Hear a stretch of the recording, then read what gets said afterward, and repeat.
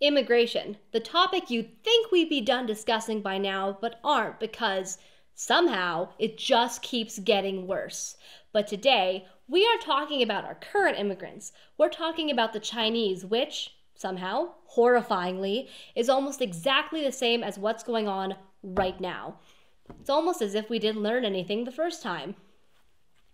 Chinese immigrants have been entering the United States for years. They began coming to America, seeing it as the land of opportunity, since the early to mid-1800s.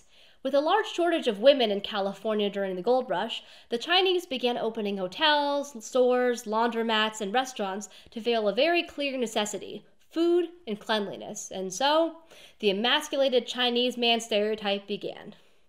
Now, plenty of Chinese men were coming into the country, but the height of immigration was probably during the building of the Transcontinental Railroad.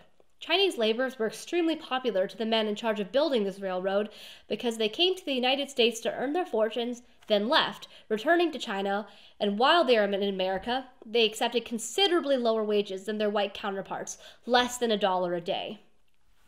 It should be noted that by this time, slavery of African and African Americans had been outlawed, but let's be honest, this is America. They were looking for loopholes because what is America without some form of slavery, right? Immigrants, we do the jobs white Americans are too proud to accept. But, as usual, Americans were infuriated by their lack of jobs and high rates of working Chinese men, so they blamed their high unemployment on the Chinese, claiming they were stealing all their jobs. This anti-Chinese rhetoric continued to grow until the Americans were screaming that the Chinese men were raping their women, stealing their jobs, bringing in drugs, and were all criminals. Sounds familiar, doesn't it? They're bringing drugs, they're bringing crime, they're rapists. Driven out of their manual labor work, the Chinese returned to their previous way of earning an income by creating their own business in the West as it began to grow and more people began traveling across the country to live there, most of which were still mainly men.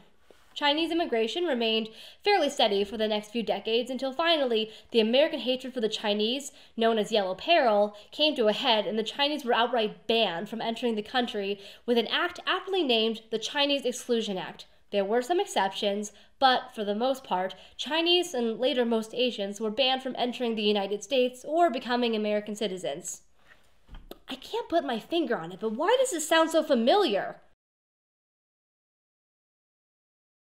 For the next 40 years, not much changed. Few Asians could enter the country, and those that could were overtly discriminated against or even murdered. One example of such being the Tacoma Method of 1885, shortly after the Chinese exclusion was set in place.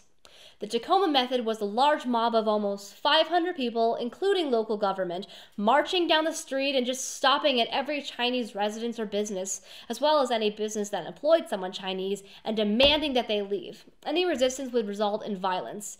At least 2 people died, and after they left, every building that the Chinese were in was set ablaze with no attempts by the fire department to stop it. It wasn't until World War II that public opinion of the Chinese began to improve.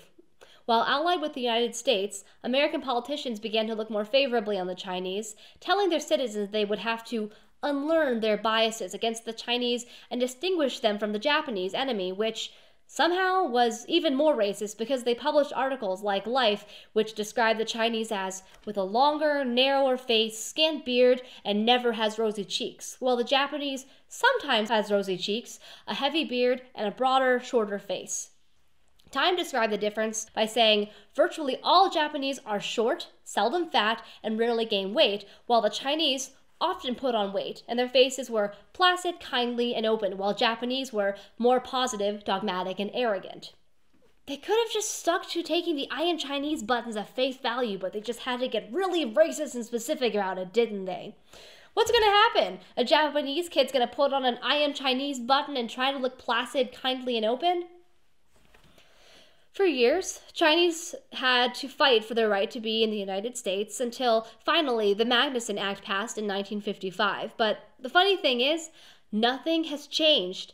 Every time the nation faces challenges, and even when it doesn't, politicians find something to complain about and make everything sound so bad that they can target a minority as their scapegoat, blaming them for every problem they can think of. And that is exactly what is happening right now. The wall, the Muslim ban, the Muslim registry, separating children from their parents, the detention centers, have all happened before. And if we aren't the collective of raging idiots Trump and his people think we are, this time we will actually learn something from this instead of shoving it down, ignoring it, and pretending it never happened.